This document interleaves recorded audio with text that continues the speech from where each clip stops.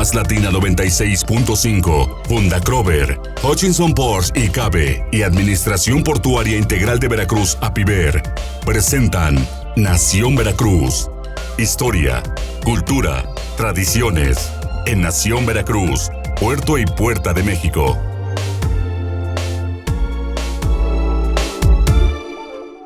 Ya es hora de Nación Veracruz, Puerto y Puerta de México en este inicio de semana, inicio de mes, ya marzo, mes de la mujer, Miguel Salvador Rodríguez. Así es, pues vamos a insistir dentro de este mes y todas las actividades que se están realizando, que debemos de tomar conciencia de este proceso, de esta nueva generación de seres humanos, porque al final son hombres, mujeres, que están batallando, están trabajando para que sus derechos sean respetados, ¿no? Entonces es muy, muy importante. Sí, y temas que tienen que ver, todo esto viene completamente ligado, nuestro tema de hoy va a estar ligado una cosa con otra, que en esencia no tendría por qué estar ligado, pero la coyuntura, tanto política como el discurso público, nos hacen esta liga precisamente de este tema que vas a platicarnos hoy, Miguel Salvador Rodríguez Azueta, la guerra de los 3 años, que es donde pues ya prácticamente se gesta el Estado laico, la guerra de reforma, ¿no? Con relación a lo que estamos viviendo actualmente, porque gran parte de todo esto tiene que ver con esta pugna ideológica que fue y que se suscitó pues prácticamente casi en todo, 3/4 partes del siglo XIX en nuestro país, que fue la lucha entre los conservadores contra los liberales. ¿De qué se trató todo esto? Y sobre todo cómo toda esta lucha ideológica del siglo XIX, actualmente la coyuntura política, nuestros personajes políticos actuales, la están sacando a colación y están manejando mucho toda esta terminología. La nueva corriente ideológica o la nueva corriente política de esta 4T, manejando el tema de que nosotros somos liberales, tomando como ícono y como bandera a don Benito Juárez, ¿no? Y los malos, los enemigos de la República son los conservadores, ¿no? Todo esto se manejó en el siglo XIX aquí en nuestro país, ahora mismo lo vuelven a tomar como una disputa ideológica en muchos términos, que uno de ellos tiene que ver con esta situación del movimiento de este próximo 9 de marzo, este paro nacional de mujeres, donde directamente el titular del Poder Ejecutivo en el país dijo que este movimiento es auspiciado y promovido por los conservadores. Entonces, vamos a entrar al tema, Miguel. A ver, vamos a entrar a un tema porque es fascinante. Primero que nada, es un agradecimiento a Will Fowler, que es este doctor incansable en sus trabajos de investigación. Le fascina esta parte de la vida en México del siglo XIX.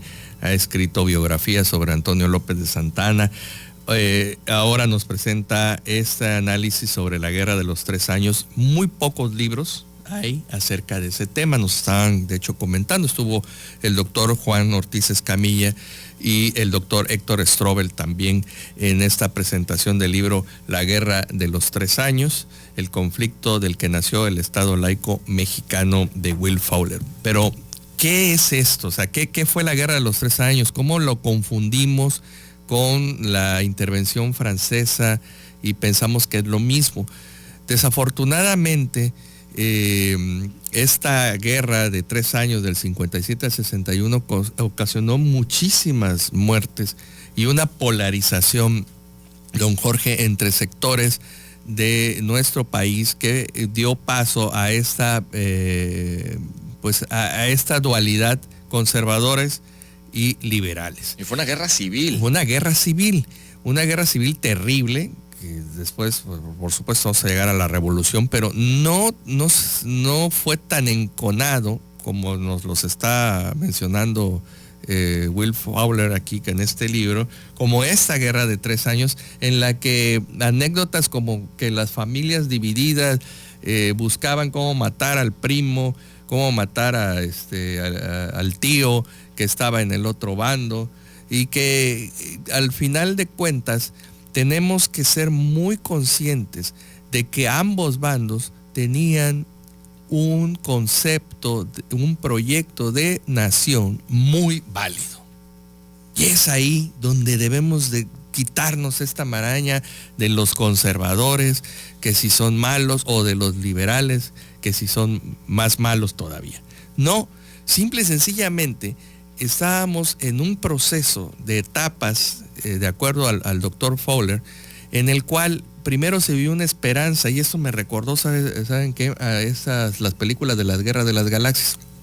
Una nueva esperanza, o sea, como los títulos que tiene cada uno de las películas de la serie de la Guerra de las Galaxias, que empieza con una nueva esperanza y acaba con la caída de los Jedi, y después acaba con el resurgimiento de Skywalker. Y me van a decir, bueno, ¿y eso qué tiene que ver? Ya te pusiste loco. No, sí tiene que ver, porque empieza con una esperanza este proceso en México, con la esperanza de la Constitución de la independencia en 1824.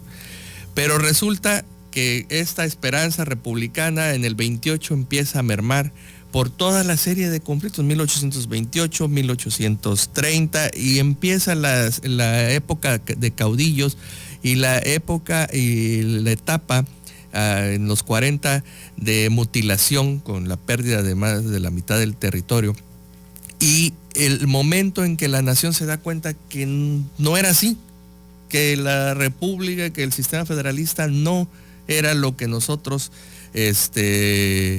podíamos acceder, porque el conjunto de la población, y eso es muy importante decirlo, no era lo mismo del conjunto de la población que en Francia o que en Estados Unidos, donde la gente sí pagaba sus impuestos, donde la gente trabajaba precisamente para obtener un mejor modo de vida.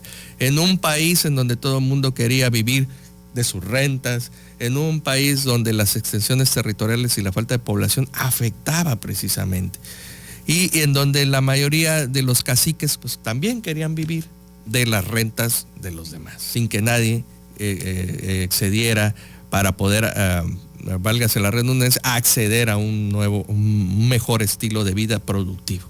Entonces, estamos hablando de una nación que se encuentra con un vestido, que es la Constitución de 1824, en el cual no le hicieron las pruebas. O sea, nada más llegó y agarró, está muy bonito ese vestido y me lo quiero poner, y cuando te lo pones resulta que no te sienta, porque o estás muy pasadito o estás muy flaquito.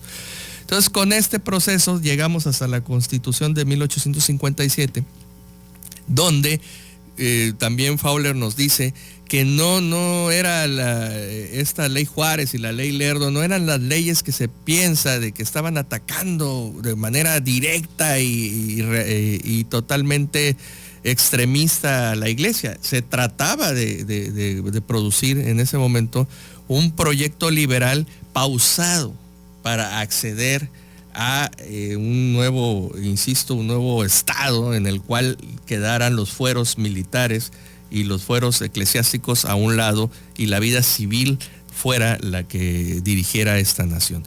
No fue así. Llega el momento en que se va el mismo Comonfort, el presidente Comonfort, va a traicionar la Constitución de 1857, y es donde aparece ya la figura de Juárez. Pero así como Juárez fue muchos Juárez, y eso es lo que vamos a seguir platicando, así Santana fue muchos Santanas. Y hay un Santana héroe, hay un Santana dictador, y hay varios Santanas dentro del contexto histórico. Así Juárez, también hay un Juárez que firma los tratados Maclay-Ocampo, en donde se le concede a los Estados Unidos el derecho a paso perpetuo y extensiones territoriales, y que nos salvamos nada más porque el Congreso de los Estados Unidos no lo ratificó. Pero vamos a platicar por qué fue esto, de qué manera se dio, y fue aquí en Veracruz, que eso también es muy importante, todo este proceso que se fue llevando, porque aquí fue la sede de este gobierno liberal. Y también el Juárez dictador, que no llegó a hacerlo por una angina de pecho. Angina de pecho lo hizo que fuera el gran prócer de la nación, pero si no hubiera sido pues angina de pecho, pues hasta la fecha yo creo que seguiría siendo presidente de México. Bueno, nos vamos a ir al corte. Recuerden que estamos en nuestras redes sociales para que nos sigan. Estamos en Nación Veracruz, nos pueden seguir nuestra transmisión en vivo en Facebook Live. También seguimos en la transmisión de Más Latina 96.5. Estamos en Twitter, @Nación Veracruz, y en nuestra página de internet www.nacionveracruz500.com. Volvemos. Este programa es presentado por Hutchison Ports y Cabe y Administración Portuaria Integral de Veracruz, APIVER. Continuamos con más Nación Veracruz, Puerto y Puerta de México. El día de hoy platicando sobre la guerra de los 3 años aquí en nuestro país, la guerra de reforma prácticamente, donde se da este libro, basada en este libro de Will Fowler, que es el conflicto del que nació el Estado laico mexicano. Y entrarle, Miguel, a todo esto que tiene que ver con esta disputa, nos quedamos con Benito Juárez también, los Juárez, ¿no? El Juárez héroe, el Juárez pues villano, vamos a ponerle así tal cual, ¿no? Y el Juárez dictador, que no llegó porque la angina de pecho se lo impidió, lo mató, afortunadamente para él, porque pasó a los anales de la historia de nuestro país como el gran héroe mexicano. Así es, Jorge, amigos. Es muy interesante porque volvemos al punto, quien no conoce su pasado está condenado a repetir esos errores. Entonces, si todos accediéramos a esa lectura y analizáramos los criollos, los peninsulares, luego la creación de 2 logias masónicas que dieron paso a lo que se iba a convertir con el tiempo en liberales y conservadores, lo que fue la logia de York y la logia escocesa, del rito escocés, y dio paso a estos 2 pensamientos y 2 ideologías y 2 visiones de lo que se necesitaba para el país, entre lo que era el federalismo o lo que era el centralismo. Entonces, si era centralismo, los caciques de los estados se oponían a este tipo de proyecto, porque cada cacique que se enconó en uno de los nuevos estados, en las antiguas provincias, pues eran conocedores de su tierra. Y uno de los grandes caciques, que también está aquí muy bien documentado y en otras obras de Will Fowler, fue Antonio López de Santana, que a partir de 1825 se empezó a hacer de tierras, de haciendas, en esta zona de Veracruz, y pues llegó a tener un gran poder como hacendado y como gente de cacique de Veracruz. Pero aquí nos vienen historias que no nos alcanzaría este programa para recordar así personas dicharacheras, jocosas, jacarandosas, amigas del pueblo veracruzano, que lo mismo estaban en una boda que en unos 15 años. Y así era Antonio López de Santana. Y nos lleva también a la reflexión de cuál era la importancia de tener en su poder a Veracruz, el puerto, la aduana y todo lo que eso implicaba. Y por lo tanto, bueno, pues tenía que el gobierno central y los candidatos a la presidencia de la República pues tenían que quedar bien con este personaje. Sin embargo, Antonio López de Santana no era un político al 100%, era un hombre de acción, era un militar, era un hacendado que prefería precisamente estar en su hacienda que hacerse cargo de las riendas del poder. Y es ahí donde, a través de la revolución de Ayutla, en la última dictadura de Antonio López de Santana, se va a gestar la Constitución de 1857, una constitución tibia que todavía no habla acerca de la libertad de cultos. Hay que decirlo, y esto es muy importante en la cosmogonía de nuestra nación. O sea, ¿cuándo se va a dar esa libertad de cultos? ¿Por qué se va a dar? Y todo este proceso en contra de los militares, del fuero militar y del fuero eclesiástico. Muy pocos saben que hay una encíclica de uno de los papas en esta época, en los que pues de alguna manera ordena al pueblo mexicano a desconocer a este gobierno, a los gobiernos que juren esta constitución. Entonces es una intromisión precisamente de un gobierno extranjero, y aunado a los militares vamos a encontrar estas dos facciones, una encabezada por Miguel Miramón, joven, un muchacho de 27 años que llega a ser, a los 27 años llega a ser presidente de la República, y por el otro lado un político como lo es Juárez, una persona que ya había sido congresista en su estado natal, en Oaxaca, gobernador, ministro de la Suprema Corte de Justicia. Ministro, era una persona que conocía las riendas del poder y lo que es las entrañas de la política, y sobre todo en la Ciudad de México. Aquí Fowler también nos menciona que los sectores de la política que manejan los hilos en la política en la Ciudad de México, pues están muy bien reconocidos en este libro, y que desde ahí pues se maneja todos los aspectos, y que claro que se necesita de las provincias. Y nos habla también de la situación de Yucatán en ese momento, su intención de separarse de la República Mexicana, y nos habla, insisto, de este proceso que tenemos que ver, porque se polariza de tal manera, amigos radioescuchas, amigos que nos ven en las redes sociales, que incluso hay una anécdota de un general que ordena disparar hacia cierto sector de la batalla, y le preguntan que por qué, dicen que porque vio un primo que está en el bando contrario. Entonces, ¿qué es lo que debemos evitar nuevamente? Este tipo de polarización entre liberales, conservadores, feministas, no feministas. Vaya, creo que el tener una noción de país a través de los canales adecuados, que los tenemos ya. O sea, estamos hablando que esto sucedió en el siglo XIX, cuando apenas no se entendía o no se comprendía bien cuáles eran los canales para poder acceder al poder.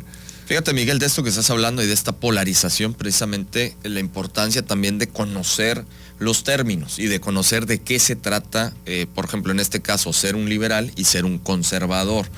Y el otro día, precisamente haciendo un análisis con todo esto que se está dando en torno a este paro nacional de mujeres el próximo lunes, 9 de marzo, revisando en varios chats ahí que me invitaron, bueno, que estoy en redes sociales, en unos, bueno, hay unos personajes, no voy a decir el nombre, pero personajes que representan a la extrema derecha de México, o sea, lo que es el ala conservadora, lo que es precisamente la ideología conservadora de nuestro país, muy proclives a la religión católica, están en pro de la familia, en contra del aborto, bueno, todos estos temas que también se han venido manejando, y lo que son las cosas, ¿no? Este representante de esta ala ultraconservadora, ¿no?, de nuestro país, ellos están en contra del movimiento del 9 de marzo. ¿Por qué? Porque dicen que gran parte de este movimiento lo están pues echando a andar y gestando los grupos más radicales del feminismo, los cuales están en favor del aborto, ¿no? El tema del aborto no viene ahora mismo al caso, es nada más hacer la alusión de cómo el ala conservadora en nuestro país no está ni impulsando ni gestando, al contrario, está en contra de este movimiento. Entonces, como de manera pues malintencionada se está inculpando o se está diciendo que los conservadores son los que están promoviendo este movimiento del 9 de marzo de las mujeres, cuando el ala conservadora o lo más conservador que pueda haber, que es esta parte, está en contra.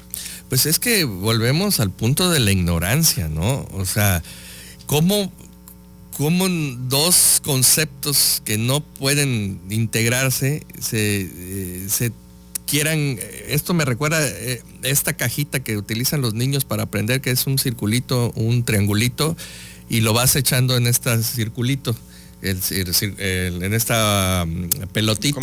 Como un cubo, ¿no? Entonces el triangulito va en el lugar del triangulito y el circulito va ahí. Y si quieres meter el cuadrado en el círculo, jamás se va a poder, a menos que lo rompas.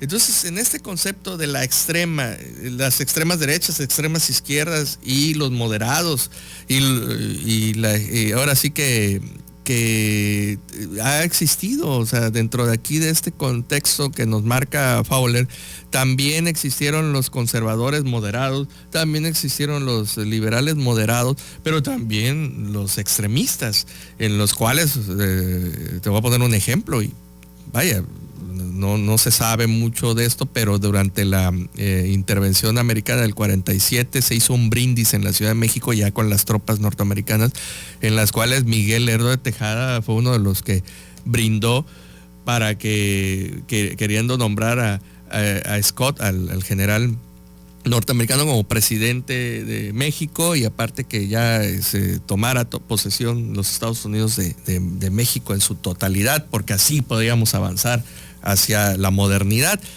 Desafortunadamente, esto no lo sabe mucha gente, pero pues ahí están los conceptos de las extremas, ¿no? Porque los norteamericanos te iban a decir, ajá, sí, pero pues, México sin mexicanos, mano. O sea, ¿por qué? Vamos. Porque todos los conceptos también que ellos tienen, los mismos norteamericanos, dentro de sus políticas, también hay los conservadores extremistas y los moderados, así como su área ala liberal. Pero bueno, yo los invito a que lean La Guerra de los 3 Años, y pues más que nada reflexionemos sobre todo esto y busquemos llegar a un mejor país, pero no a través de esta polarización. Yo creo e insisto que hay buenos y malos mexicanos, y que bueno, somos más los buenos, los que queremos un mejor país, los que queremos salir a la calle con tranquilidad, y los que queremos una familia unida. Y no dejarnos engañar con estos trucos discursivos, con estos trucos retóricos de estar echando culpas a otro, y sobre todo de estar endilgando responsabilidades a algo que no es cierto, que eso es mentira. Miguel, excelente, nos vamos a ir. Mañana vamos a estar en punto de las 9 de la mañana con ustedes. Así es, Nación Veracruz. Puerto y Puerta de México, pásela muy bien. Más Latina 96.5, Funda Krover, Hutchinson Ports y Cabe y Administración Portuaria Integral de Veracruz, APIVER, presentaron Nación Veracruz, Puerto y Puerta de México. Hasta la próxima.